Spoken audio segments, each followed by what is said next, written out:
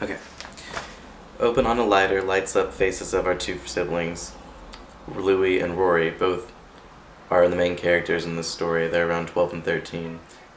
In the attic, they stumble across some photos and a diary, and we realize they're at their grandparents' house when they have dinner with them and not their parents because they're getting a divorce and they don't want the kids near them.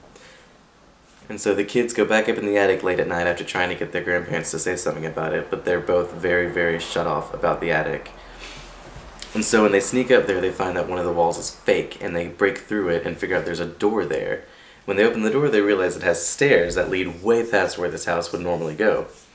Louis goes down to try and see what's happening. He disappears into the darkness. Rory goes down and is grabbed by this creepy-looking hand and pulls her down to the darkness. And they realize they're in a cave when they get down there and turn on the light and find each other. Or turn on his lighter, not a light, of course. And then they get out of the cave and realize they're on a beach. And it's kind of like a closed off, it looks almost like a set, pretty much. And the beach is barricaded by this wall that lets, they can't go in unless they go through these huge doors. And at this point, they kind of think it's a dream, but they're starting to realize it's not. And so they go through the doors just to see what it is. And it's a labyrinth of kinds where it's a bunch of, climbing things. They have to slide down some stuff. All of the doors that they find are locked. And then they slide down one last time, and an animal starts to attack him. This animal isn't really identified as a biological creature. It's going to be fake.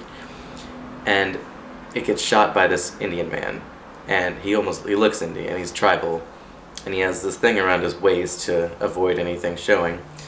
And so they decide whether or not to go with him because they can't understand what he's saying. But Rory is persuaded, and so she decides to go. Louis hangs back, and they separate. Louis stumbles upon a group of people that range in height. They're very, very strange people, but they're almost royalty. They're wearing this very rich, lavish clothing. And Louis decides to stay with them as they declare him his king, and he's the leader that they're gonna, he's gonna lead them to what needs to be done. Meanwhile, Rory does the same thing. They're claiming that she's the leader, that this tribe is saying that she's the one that needs to come to them. And they start to train for a battle to fight their enemy. And the twist here is that their enemies are each other. Now, Rory and Louis don't realize this until later on when they meet up one night and decide they can't kill each other. However, beyond that, they're persuaded by their tribes to see the bad in their brother, to see the bad in his sister. And then you see this huge battle come together, and they don't know what to do.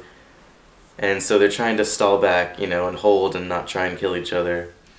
But there's a ton of deaths that happen, and they're being forced upon by the other people in the tribe. And eventually they have to fight, or else they're both going to be stuck there forever.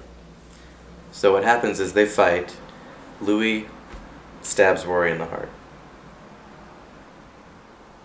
And Rory dies, and Louis is taken by his people and showered with riches and clothing and praises, and he'll be remembered forever, and Rory won't be remembered when he goes back. And so they send him back up through the closet and back into the attic.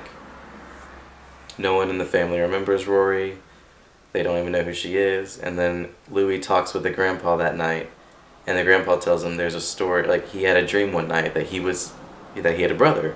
And they went into the attic and found this door, and they had to fight to the death, and he killed his brother. And he woke up and he never existed. And this makes Louis go a little nutty, but realizes his sister is with him in spirit. And the end of this is going to be Rory being revived and healed by the tribe through some ceremony, and they're going to praise her, give her a crown, she's going to rule this empire, and she's happy, and she knows that her brother is happy as well. Don't think of it as Narnia. It's very, very different. It's darker, it's grittier, it's more intense. But it does have a good message at the end of it.